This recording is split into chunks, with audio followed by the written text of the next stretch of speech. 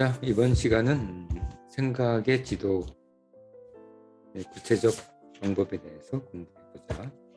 생각의 지도를 어떻게 구성할지 구체적 방법.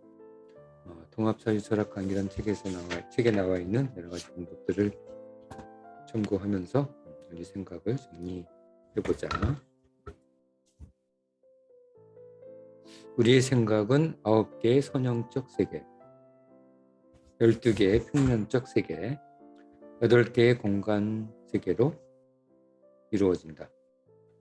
이와 같은 총 29개의 세계로 만들어지는 생각의 공간을 사유공간이라고 하는 거야. 우리의 정신, 생각은 사실 우리 정신이 그렇지만 우리 세상도 비슷해. 존재의 세계가 있고, 존재의 마음이 있지, 존재란 것. 세상도 그렇고, 그 다음에 의지란 요소가 있어. 우리 삶에는, 우리 정신에는. 우리 정신도 그렇고 삶도 그렇다. 존재란 정신적 요소가 있고, 삶의 요소가 있고, 그 다음에 의지란 정신적 요소, 무언가 하려는 욕망을 느끼고 뭔가 감정을 느끼고 뭔가 하는 부분이 의지적 요소지. 정신의 의지적 요소. 삶도 그런 의지가 있어. 욕망이 있고 감정이 있고. 그리고 세 번째는 인식이라는 정신적 요소가 있어. 무언가 알고 원리를 이해하고 깨닫고 하는 것이 인식의 요소지. 우리 삶도 그런 거야. 우리가 살아가면서 겨울이 지나면 날씨가 따뜻해지는구나. 한 4살, 한 5살만 돼도 그건 알겠지?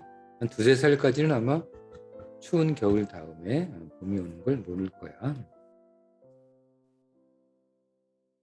그렇듯 무언가 원리를 인식하는 과정이 인식 세계가 되겠지. 철학도 마찬가지야. 그래서 존재 철학, 존재를 중시하는 철학이지. 의지 철학, 무언가 인간의 의욕, 욕망, 그 다음에 쾌락, 감각 이런 것들을 중시하는 철학. 그 다음에 인식 철학, 우리가 깨달음, 알을 중시하는, 이성을 중시하는 철학. 철학도 3가지로 나뉩니다. 그렇지? 존재 철학, 실존을 포함해서 실존 철학을 포함해서 의지 철학, 쇼펜하우어를 포함해서, 그다음에 인식 철학. 대부분의 철학은 인식 철학이 어쩌면 이성을 중시하는 인식 철학이 또 많은 부분을 차지하긴 하지. 하지만 최근에 들어서 실존을 중심으로 한 존재도 적지 않은 철학적 부분을 차지하고 있다. 자, 어쨌든 우리는 여러 가지 우리의 생각을 이렇게 요소로 나누어서 한번 생각해 보도록 하자. 첫 번째, 제시문 이게 1이야. 사유공간의 구성 요소. 이게 두 개의 챕터로 두 개의 제시문으로 나누어서 정리한다. 1-1, 1-2 이렇게 나누어서 답안을 쓰면 돼. 답안은 다음 페이지에 있어. 다음 페이지. 우선 답안부터 보고 문제를 풀어보자. 제시문을 읽어보자. 자, 여기가 제시문이고 여기서 문제 1. 사유공간의 구성 요소를 구체적으로 설명하시오. 1-1, 그 다음에 1-2 이런 식으로 했는데 1-1, 1-2 사유공간의 구성 요소를 구체적으로 설명하는데 너무 기니까 반씩 나누어서 200자식으로 설명하면 된다. 2개의 큰 제시문 문단으로 나눠져 있어. 첫 번째 문단 한 반 정도 되고 두 번째 문단 반 정도 된다. 있는 그대로 비판적 사고 말고 이것은 공부한다는 느낌으로 정리하면 된다.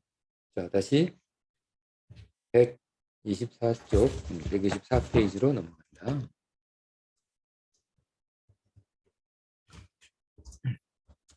자, 1-1이지. 우리 인간 역사상 중요한 철학자들은 존재의 원자론적 본질론으로부터 시작하여 무의, 자연주의, 합리주의, 경험주의, 동서양의 관념론, 머릿속 생각이지. 실존주의로 생각을 넓혀갔다. 그들은 우리 삶을 통찰했고 우리를 이끌었다. 맞아. 그들이 아니었으면 우리 삶은 현재와 같은 발전을 하지 못했을 거야. 과학기술이 우리 삶을 발전시켰다고 생각하면 이건 착각이다. 불과 100년 전만 해도 과학과 철학은 구분이 안 됐어. 철학이 과학이고 과학이 철학이었다. 어쨌든 그건 나중에 얘기하고, 그들은 우리 삶을 통찰했고 우리를 이끌었지. 그들의 생각은 민중에 파고들어 오랫동안 유지한 가치와 도덕 그리고 삶을 계속 바꾸어 왔어. 그치? 자유를 중시하면서 혁명도 일어났고, 그치? 프랑스 혁명. 칸트와 같이 철저하고 근면한 철학자도 있었고, 니체와 같이 인간 생각의 한계를 넘는 감동스러운 생각의 범람을 우리에게 선물하기도 했다. 우리 위대한 철학자들은 무엇이 선과 악인지, 무엇이 옳고 그른지, 그리고 무엇이 진실이고 거짓인지를 알고 싶어 했다. 그리고 그들 모두 자신만의 논리와 화법으로 우리에게 그것이 무엇인지 알려주었다. 철학자마다 다 알려주고 있지. 그들은 모두 놀라울 정도로 독창적이었고, 그렇지 않은 자들은 아류, 모방자들이지. 이류지, 이류. 이류, 삼류. 아류로서 우리의 기억에서 사라졌다. 이는 앞으로도 다르지 않을 것이다. 그러나 우리 위대한 철학자들로부터 무엇인가 공통점이 발견된다. 그들의 사유 방법은 대부분의 경우 인간, 주체, 대상, 객체 사이에 일어나는 현상을 분석하는 것이었고, 인간과 대상의 관계를, 그런 현상을 분석하는 것이었고, 그 속에 숨겨진 진리가 우리에게 자유와 행복을 줄 것이라고 생각했다. 진리가 자유와 행복을 줄 것이라고 생각했다. 그리고 실제로 어느 정도 그렇게 했지. 완벽하진 않았지만, 완벽하진 않았어. 철학이 이렇게 완벽하진 않았어. 그러나 우리는 우리의 역사상 위대한 철학자들이 이야기하는 사유 속에 더 공통적인 메시지가 있을 것이라는 생각을 갖는다. 자, 여기까지야. 1-1. 약간 서론적 요소가 있네. 자, 1-1. 뒤에 아까 답안 보여준 답안에 200자로 핵심을 정리해 본다. 자, 정리해봐. 시간은 5분. 200자니까 5분.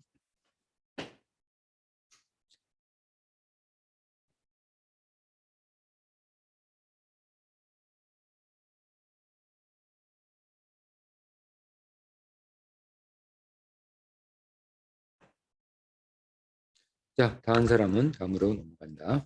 다음 못한 사람은 답안을 다 쓰고 선생님 강의로 다시 돌아와. 다음 못한 사람은 계속 작성한다. 자, 다한 사람은 강의 들어. 우리의 생각은 무엇으로 구성되는가? 생각하려면 대상이 있어야 되지. 뭘 생각하는 그 대상이 있어야 될 거 아니야. 그치? 그 대상이 존재이든 무엇인가 생각하려면 존재는 있어야 한다. 어떤 존재이든 존재가 있어야 돼, 대상. 그리고 생각은 의지가 없으면 지속, 뭐 생각하려는 뭐 마음이 있어야지, 의도가 있어야지 지속되겠지 뭐. 그치? 의지가 없으면 그 생각은 지속되지 않지. 감각을 통해 들어온 정보들을 우리는 생각이라 하지 않는다. 예를 들면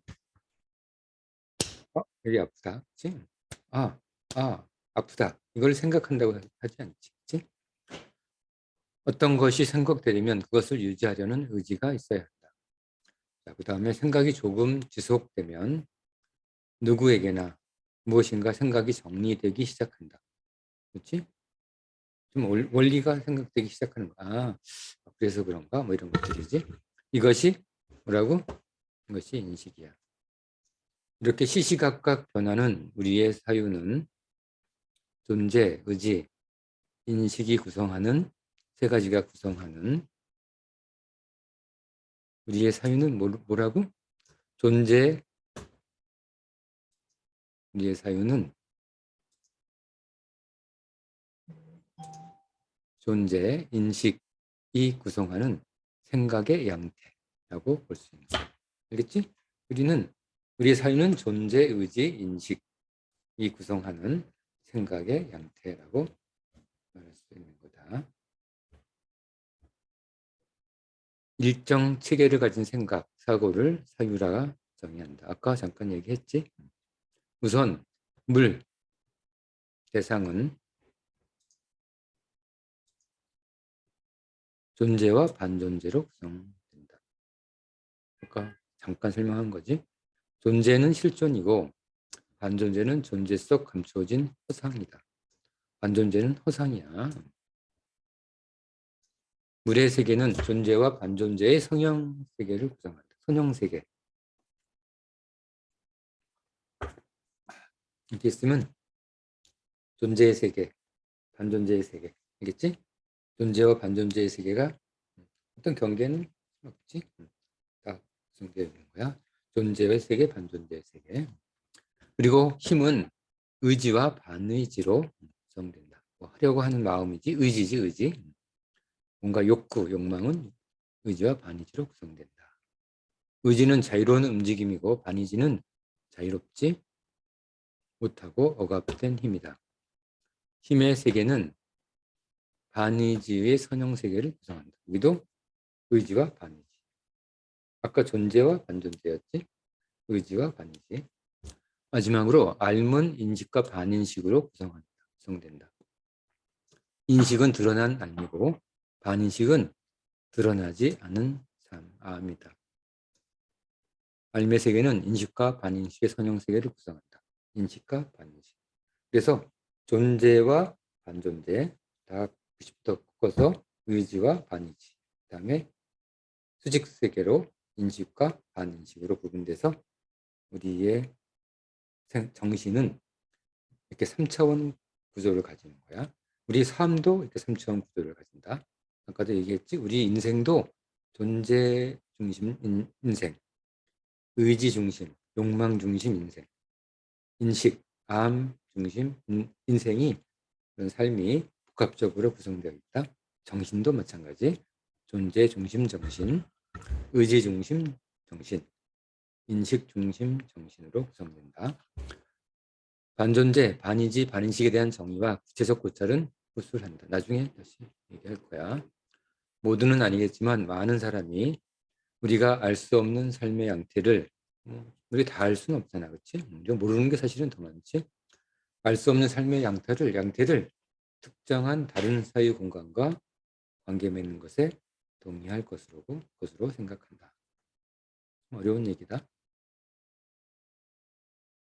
그러니까 잘 모르는 것은 우리가 새로운 사유 공간, 아까 이렇게 3차원 공간, 본서에서는 통합사유철학 강의지. 본서에서는 지금까지와 다른 사유 공간에 대해서 정의하고 탐구할 것이다. 자, 여기까지야. 여기까지. 어렵지 않지? 지금 존재와 반존재, 의지와 반의지, 인식과 반인식에 대해서 이제 얘기하고 있다. 자, 정리해봐. 1-2 하고 200자로 정리하면 된다. 자, 5분 안에 200자로 정리합니다.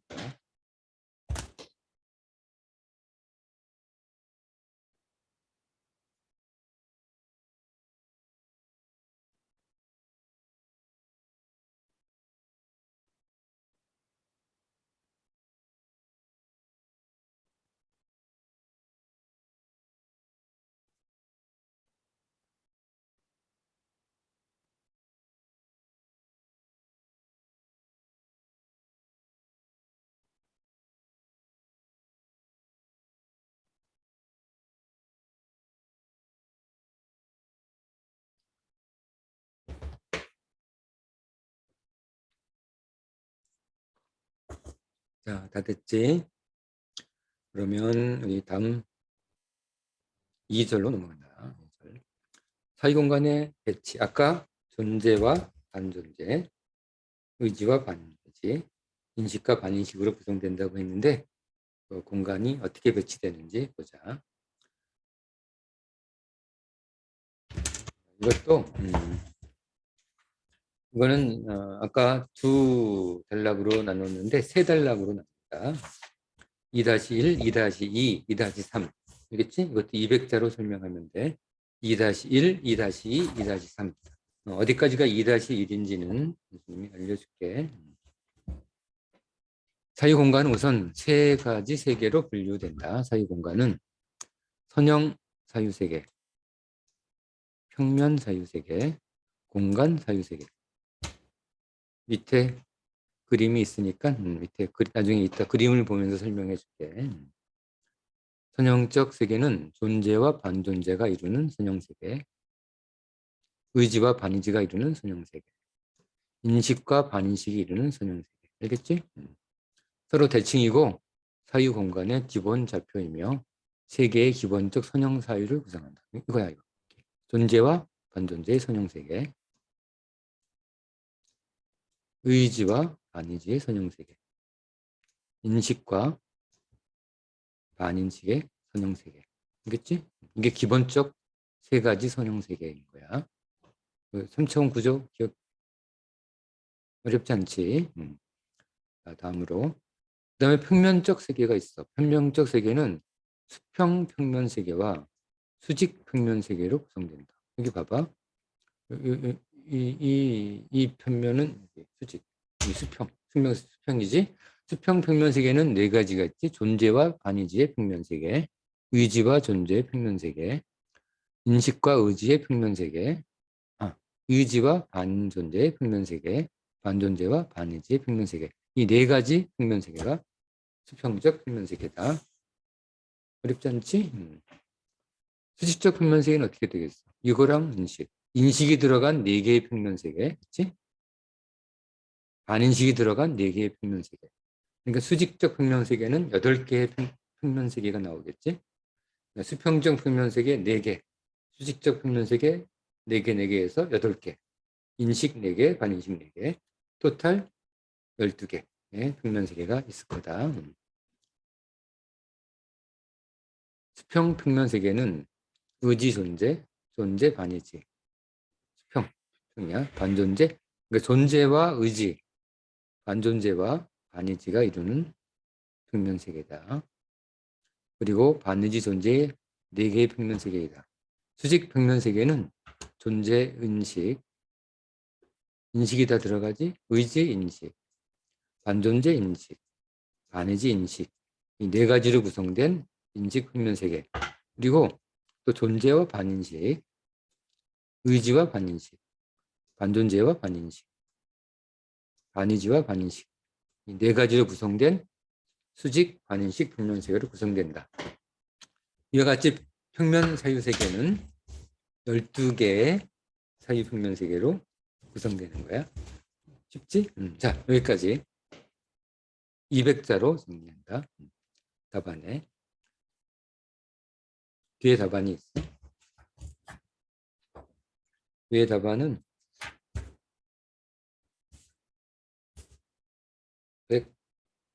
135쪽이다. 135쪽.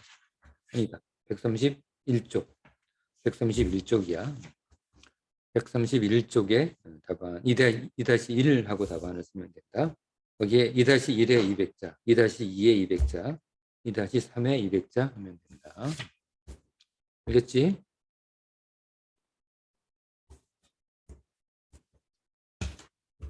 자, 그 다음에 2-2 정리하면 된다. 공간적 세계는 인식 공간과 반인식 공간으로 구성된다. 자, 이 그래프를 먼저 보자. 공간이니까 요 공간이 차지하는 거지. 인식을 포함하는 공간이 4개가 있겠지, 이렇게. 반인식을 포함하는 공간이 4개가 있을 거야. 존재, 의지, 반인식. 의지, 존재, 반인식. 반의지, 존재, 반인식. 존재, 의지, 반인식. 이렇게 4가 밑에 네 개의 공간, 그렇지? 반인식을 포함하는 4개의 공간. 그리고 반대로 의지를 인식을 포함하는 4개의 공간. 존재, 의지, 인식. 그다음에 존재, 반의지, 인식. 그다음에 반존재, 반의지, 인식. 그 공간. 그다음에 반의지, 존재, 인식. 토탈 8개의 공간이겠지. 공간적 세계는 인식 공간과 반인식 공간 세계로 구성된다. 인식 공간 세계는 제1공간을 존재, 의지, 인식 공간을 제1 인식 공간이라고 해. 이건 사유 표출 공간이라고도 한다. 사유가 탁 표출되는 공간이야. 보통 일반적인 우리 공간, 생각, 정신 세계지. 일반적 정신 세계. 그 다음에 제2 공간은 반존재와 의지와 인식이 만들어지는 정신 공간이야. 그것은 실체, 반존재가 됨으로써 실체가 상실되는 공간이다. 그 다음에 제3 사유 공간은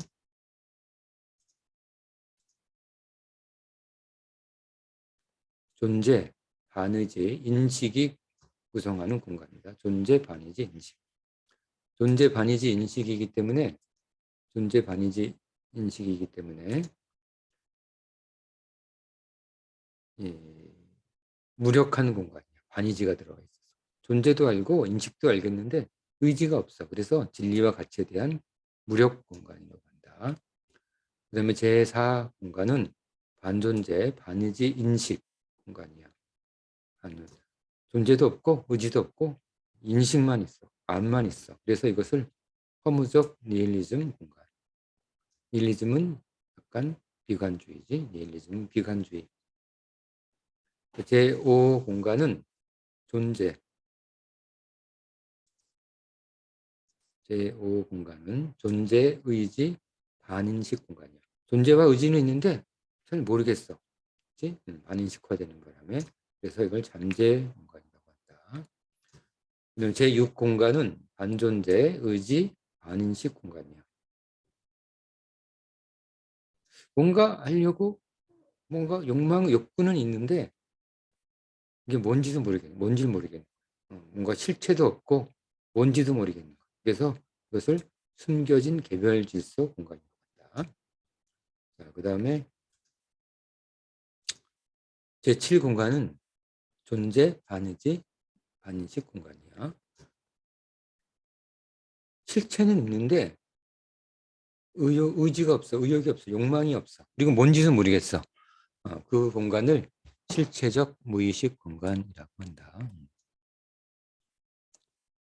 정신병적 요소가 약간 가미된 공간이다. 마지막 제8 사이 공간은 반존재, 반의지, 반인식. 이건 아무것도 없는 거야. 존재도 없고 존재도 모르겠고 의욕도 없고 욕구도 없고 아무도 없어. 예를 들면 약간 죽음에 가까운 멸진정, 불교의 선정에서 얘기하는 마지막 멸진정 상태. 뭐 어쨌든 존재도 없고 의지도 없고 대상도 없고 의욕도 욕망도 없고 아는 것도 없는 그런 상태. 이거를 분열 공간이라고 한다. 이것도 약간의 정신병적 요소가 되겠지. 사실은 1공간서부터 8공간 전부 다 정신병적 요소는 다 있어.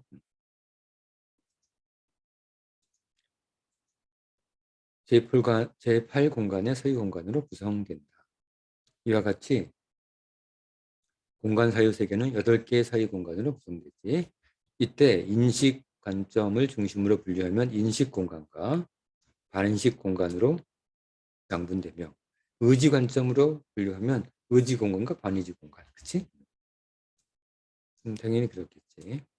그 다음에 존재 관점으로 분류하면 존재 공간과 반존재 공간 4개씩이지 다. 그렇게 크게 4개씩으로 양분된 거야.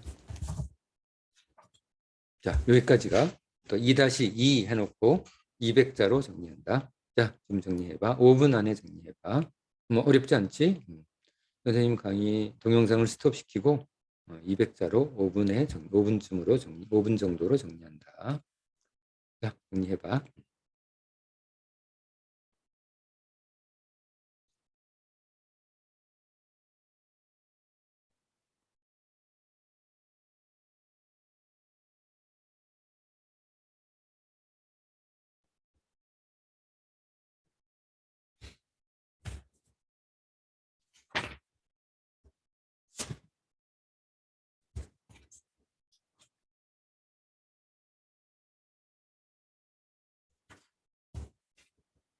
자, 다음 사람은 다음으로 넘어간다.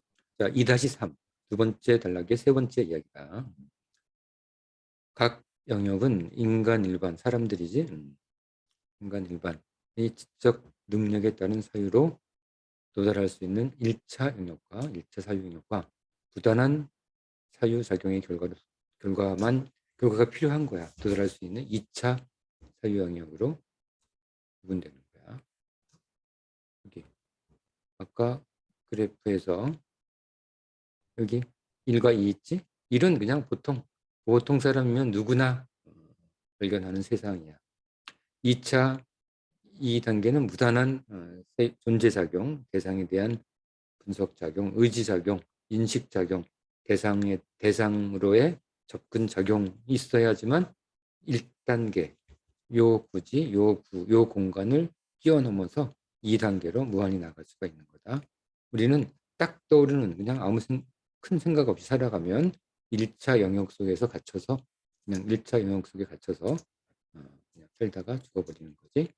부단한 노력을 해야지만 비로소 우리는 2차 영역으로 도약할 수 있다. 알겠지? 그 얘기야.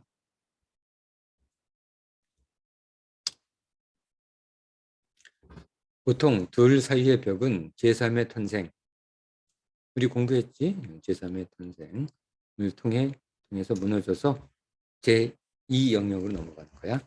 사유 공간이 크게 확대된다. 1차 영역은 딱 구성되어 있지만 2차 영역은 뭐 무한한 공간이지.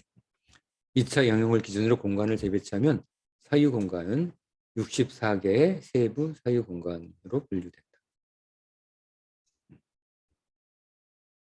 이건 기하학적으로 보면 금방 알게 될 거야. 64개의 세부 공간이 8개 공간인데 그게 1단계, 2단계로 나누니까 88, 64, 64개 공간이 생성되는 거지. 예를 들면 1 사유 공간, 존재, 의지, 인식 공간은 8개의 세부 공간으로 분류가 되겠지. 8개의 세부 공간. 다시 한번 살짝 도형으로 한번 봐볼까? 정말 8개인지. 요 존재, 의지, 인식, 요 공간. 이게 8개로 나눠진다는 거야. 1, 2로 나눠지니까. 아마 3차원적으로 딱 고민해보면 바로 8개 공간으로 존재, 의지, 인식 공간이 8개의 공간으로 분류됨을 알 수 있을 거야.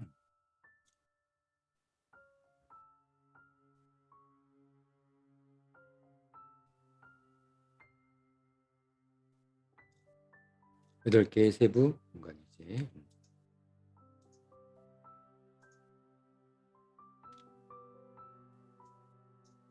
이들은 1차 존재, 1차 의지, 1차 인식 공간, 1차 존재, 1차 의지, 2차 인식 공간, 1차 존재, 2차 의지, 1차 인식 공간, 1차 존재, 2차 의지, 3차 인식, 2차 존재, 1차 의지, 1차 인식, 2차 존재, 1차 의지, 2차 인식, 2차 존재, 2차 의지, 1차 인식, 2차 존재, 2차 의지, 2차 인식 공간으로 구성된 8개의 세부 공간으로 구성되는 거야. 좀 수학적으로 생각해 보면 이건 철학이 아니라 수학이지, 그치? 당연하지. 자, 이것도 마찬가지로 5분 동안에 200자로 1-3 하고선 200자로 정리한다. 그랬지? 여기에 2-3 이렇게 쓰고 여기 정리하면 되겠지?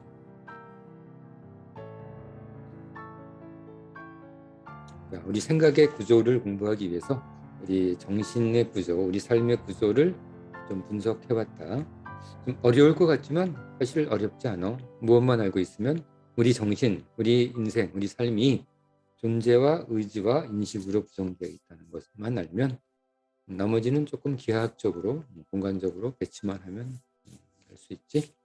자, 기본적 틀은 오늘까지 오늘 수업으로 공부했다. 다음 시간에는 좀 더 구체적으로 조금 더 공부하게 될 거야. 깊이 공부하진 않을 거야. 깊이 공부하는 것은 대학생 이상에서 공부하기 때문에 일단 고등학생까지는 구체적 공부는 하지 않는다. 일단 이 기초 컨셉만, 개념만 공부하도록 하자. 자, 오늘 수업은 생각의 구조를 알기 위해서 우리 정신의 구조를 간단하게 생각해 봤다. 자, 오늘 수업은 여기까지.